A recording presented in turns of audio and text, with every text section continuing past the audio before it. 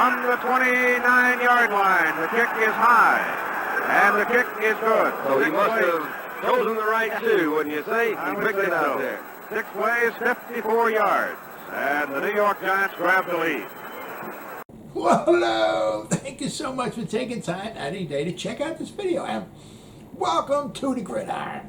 And before we get started, I just want to say thank you so much to everyone out there who's been watching my videos. Thank you!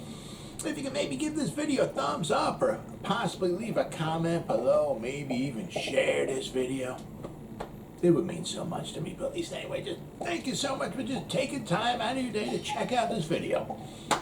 Thank you!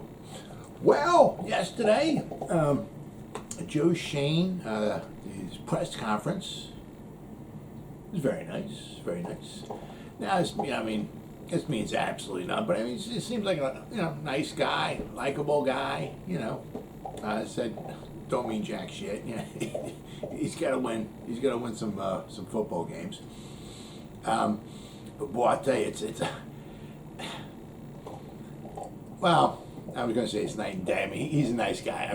Some people, no matter what, some people just don't like Gettleman, period. Even if he came in and won 5 Super Bowls, some people just do not like Gettleman. He didn't bother me one way or the other. I liked him. It just, the results he was getting were pretty bad. But it is like night and day. Gettleman's he was 70, and then you look at Joe Schoen coming in. It's like he just looks like, he's like right out of college. He looks like him. But it's night and day, absolutely night and day in the age difference. Now, what I like, he just came in and for whatever 5, 6, 7 minutes. He's talking about maybe what he wanted to do, and he was thanking some people. One of them was Bill Parcells. Other guys, his high school coaches and his family, his mother and father-in-law, all that. But then they started asking him, obviously some questions, and he was up there for maybe like 20 minutes, I guess, answering some questions. But he said he's not a big tear it down and rebuild kind of guy. It's one of might have been one of the first questions asked him. Was, do you see this as like a total tear down and rebuild it back up and on? And he said, he wasn't much that kind of guy. He said he kind of thinks that, you can kind of build a roster and compete, and, obviously, and keep building for tomorrow, toward the future. Now, he didn't say you can build a roster, and win a Super Bowl. He said compete, so he didn't expand on that, saying, compete for, a Super Bowl, compete for the playoffs, compete for the division, or just go out and compete every day, every game. Go out, you can be 6-11 and you can be competing. Out of those 11 games, you can lose 6 or 7 or 8 of them by, single digits. You're competing, so. But, that's nice to say. It doesn't see it as possibly like a total tear down, which is good. And he said many times that, he's looking, he's pretty much looking for progress. He isn't given any kind of numbers as far as how many wins they need to have or when they have to, when they have to reach the playoffs. But one of the big things is just constant progress.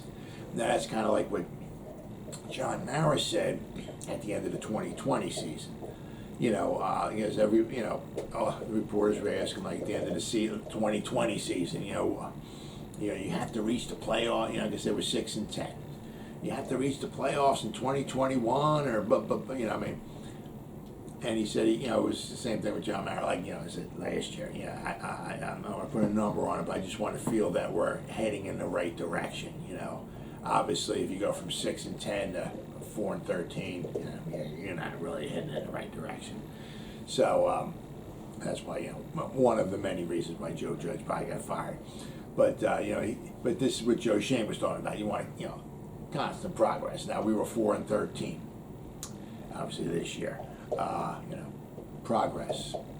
6-11, 7-10 would be progress. You know, maybe the second year, maybe you can try to get to the 8 or 9 win mark. That would be progress. Maybe the third year you can get to like the double digits. You know, I mean, that would be progress, right? He said he does like Daniel Jones, all right, but that they have to kind of build the offense around him for what he can do best. You know, instead of, because some coaches come in and just take like Vince Lombardi, okay. He came in and he had certain plays. You know, one of them was the Packer sweep, and they just practiced it over and over and over and over again. So basically, the guys could probably do it in their sleep, and they just kept doing it over and over. I mean, so he had these are the plays. These are the plays we're gonna run. Right? I don't care if I'll get guys in. You know, maybe that can run these plays. I mean, if you can't do it, you know. These are the plays, you know. So, I mean, some guys, you know, have their own system, their own way of doing it, their own plays and all, and they maybe bring in guys that can fit their system. Other guys, you know, what do we have?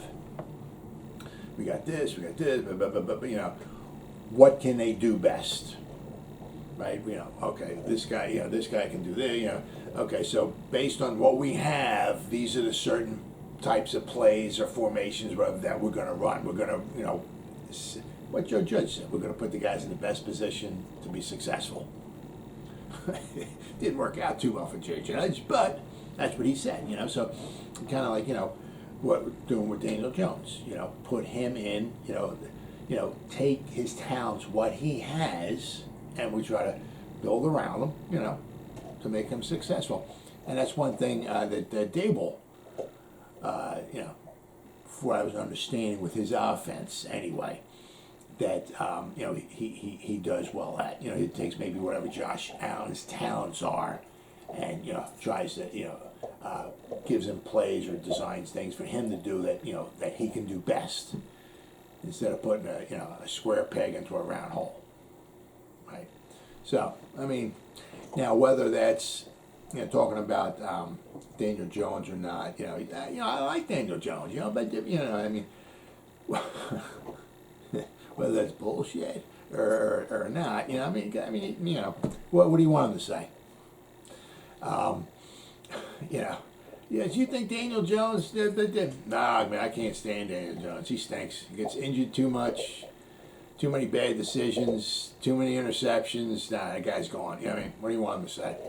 But what they didn't ask, it was that, you know, are you going to bring in somebody? You know what I mean? Somebody to maybe help compete with him. Are you going to bring in somebody, maybe a veteran, maybe like a Fitzmagic? I'm not even sure if he's still with Washington or not. I don't know. No, I'm just throwing somebody out there like a Ryan Fitzpatrick, you know, to bring, you know, to help maybe mentor him. I said, or you gonna bring somebody in like Mr. Trubisky? I was hearing that. You know, somebody, you know, to bring in that can maybe push him. You know, make him a better quarterback, or maybe, you know, bring somebody in that can compete with him, and, you know, the best person wins to get the starting job. You know, who knows? But nobody seemed to ask that question. But anyway, he said he liked Daniel Jones. Now, whether he's talking the truth or not, that's something totally different. Now, he said he's not concerned about the new head coach having like head coaching experience. You know, he said that's not like a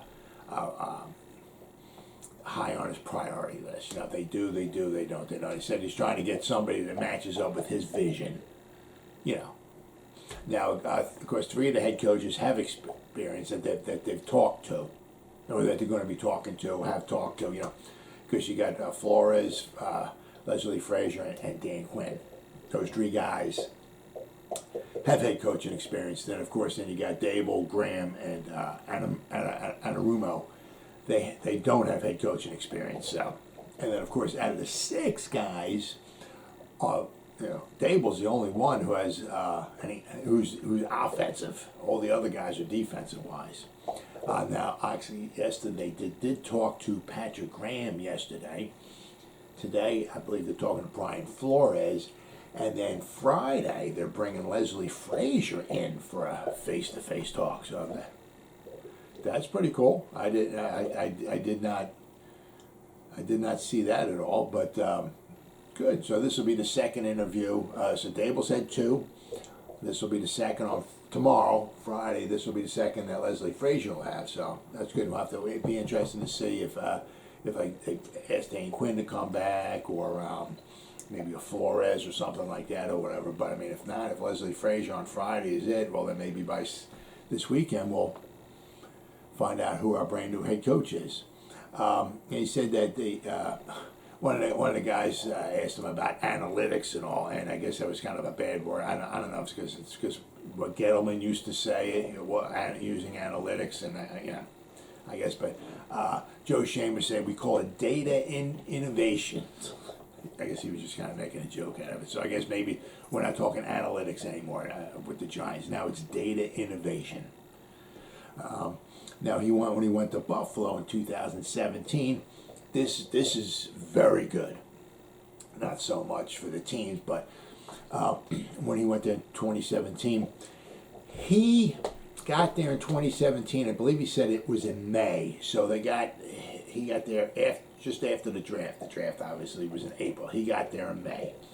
From the Dolphins, he went to Buffalo in May. So he missed the draft. But when he got there in 2017, it was with Brandon Beane as well, the GM.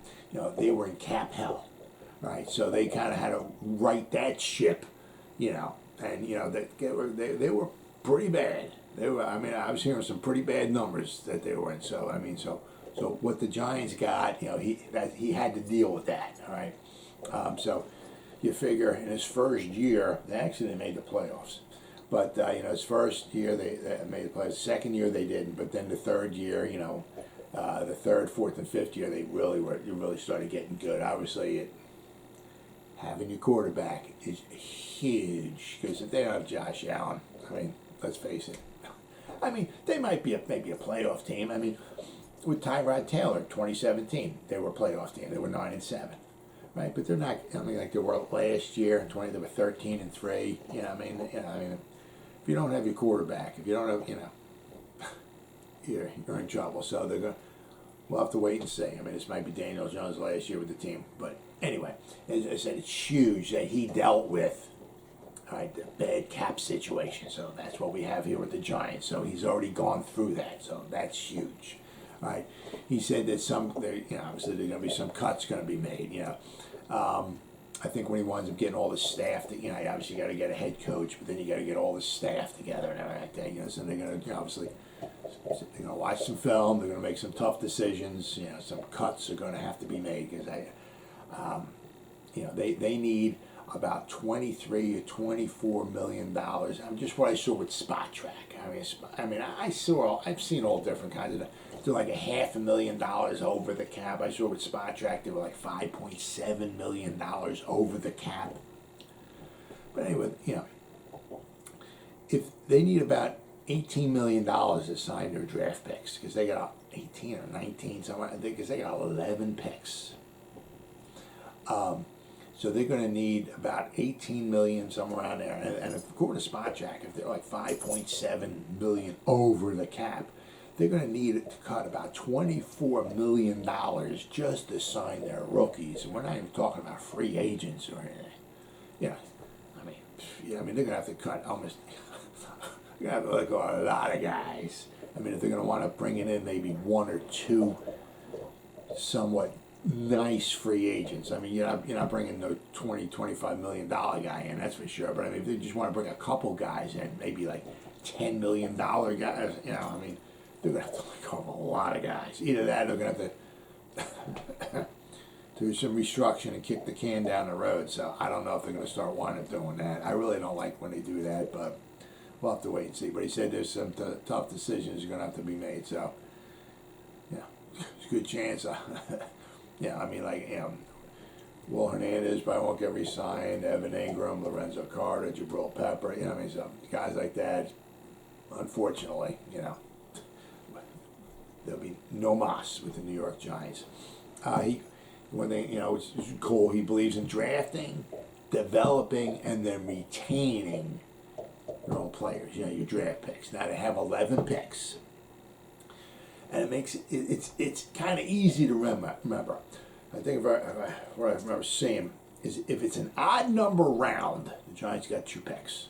If it's an even number round, the Giants got 1 pick. So they got 2 in the first, 1 in the second. They got 2 picks in the third. They got 1 pick in the fourth. They got 2 picks in the fifth, 1 in the sixth, and 2 in the seventh. So, so they got 5 picks in the top in 3 rounds. So, I mean, they got 5 at the top, like 81 picks, I think it is. So, but I mean, what he was saying is that drafting you guys, drafting them right, that's huge. But, and developing them and then keeping them. But unlike what the Giants do. I said, because if Evan Ingram's a free agent, okay, chances are we're not re-signing him.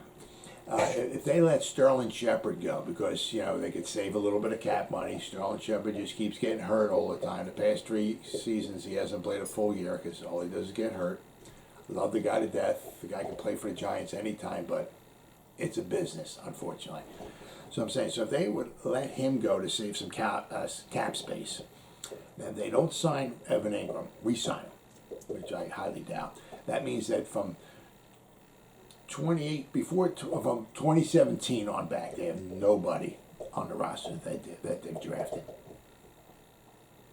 And then if you figure, if they don't re-sign, if they let Lorenzo Carter go, because they can't afford to sign him, and if they have, they let Will Hernandez go because they can't afford to sign him.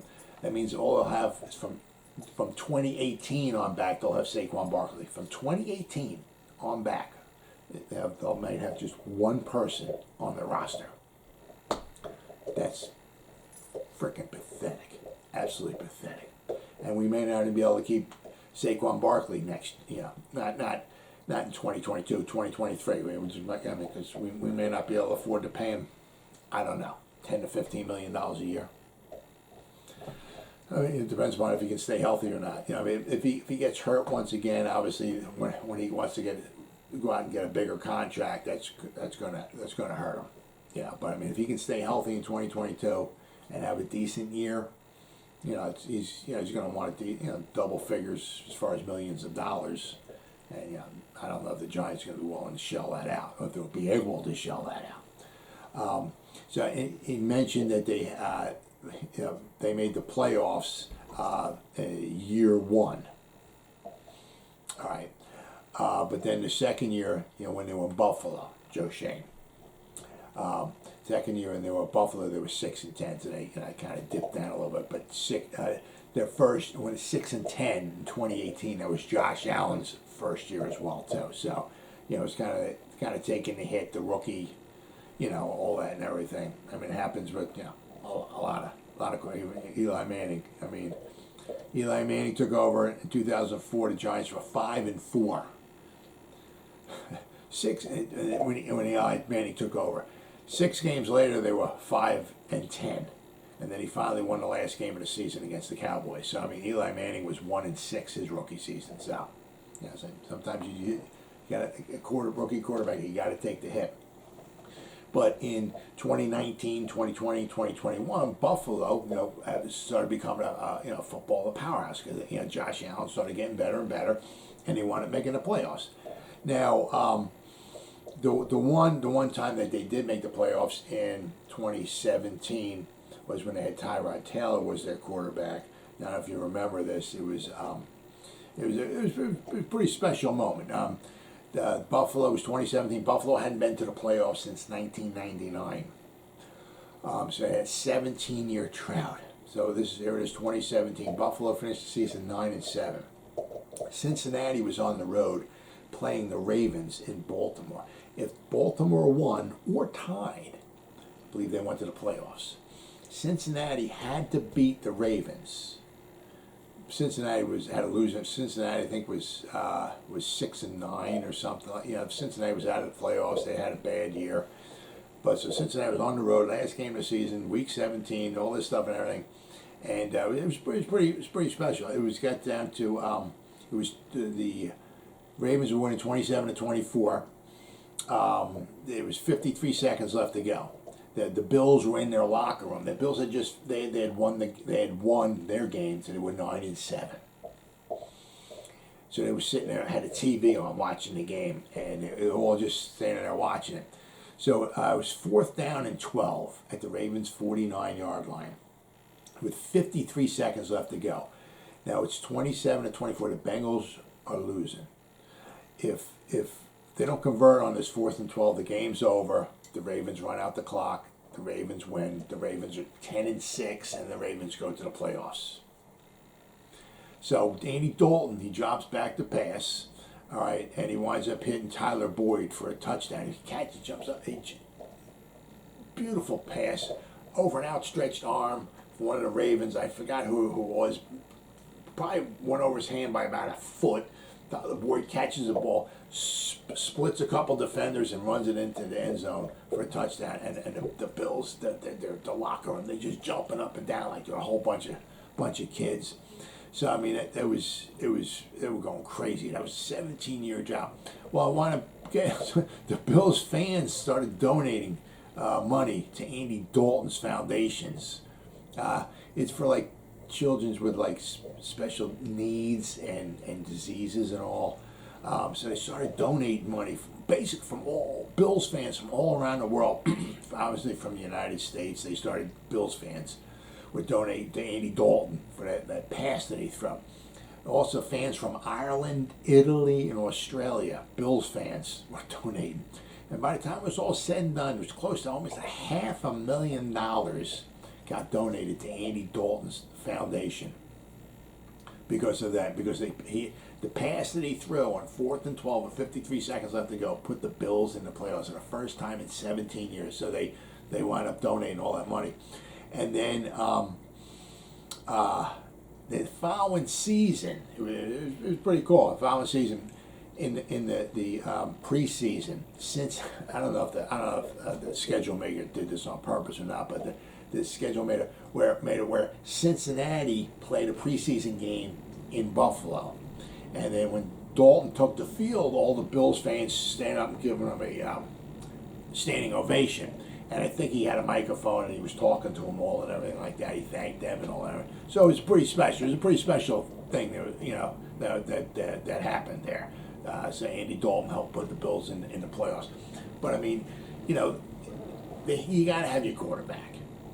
That's absolutely huge. So that's what Joe Schoen says. You got to, the 11 picks. You got to, develop. You draft right. You got to develop them and you got to keep them. The Giants. I can't say so much as far as developing them, and we certainly don't keep them. Then after, I think the press conference was over and all, everything, then the topic of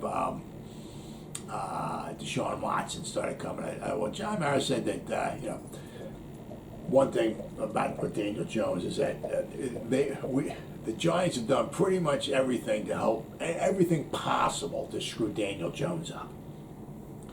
So John Mara is still, behind Daniel Jones. Joe Schoen in his press conference said he liked Daniel Jones. But John Mara was talking about they've done everything to screw him up. I mean, between maybe the offensive systems, having a different offensive system multiple years. Maybe not with the offensive line being weak. Just they've done a lot. John Mara said to screw Daniel Jones up, so he was kind of taking a little bit of responsibility for that too. So apparently, it looks like they're gonna now whether I hope to God it's not. Let's picks number 5 and 7. Let's go get a good running back and let's get a good wide receiver to help Daniel Jones. I mean, hope to God it ain't that. But hopefully, we try to fix the offensive line, whether it's in the first round, the second round, third. Apparently, there's a bunch of good offensive linemen you can get day 1 or day 2. So rounds 1 through 3 apparently is a nice bunch of offensive linemen. So we got 5 picks in the top 3 rounds, first 3 rounds. So hopefully we'll grab 2, maybe 3 offensive linemen. That would be freaking absolutely awesome. But then one of the other reporters might have asked him, obviously, about Deshaun Watson, and he said, yeah. He said, no, we're not trading for Deshaun Watson. And then I think the guy followed him. Well, why not? And then John Mara's kind of like looking at him like, did he really that freaking stupid? He was just like, yeah. But we don't have the cap money. I mean, Deshaun Watson's going to cost. How much they don't have enough money to sign their own draft picks. How are we supposed to wind up shelling out $30 to $40 million a year for him? Right? And then also the legal matters that he has. I mean, you could trade for him and he could be in jail a year, or a year or so later he can be in jail, or he can be in jail for 3, 4, 5 years, and you just wind up giving up all these picks on him. So Deshaun Watson is not coming to the New York Football Giants, but also that also kind of shoots down quite possibly all those maybe other rumors or whatever they start hearing, maybe about Russell Wilson or maybe Aaron Rodgers or something like that, because what John Mara says, we don't have the money.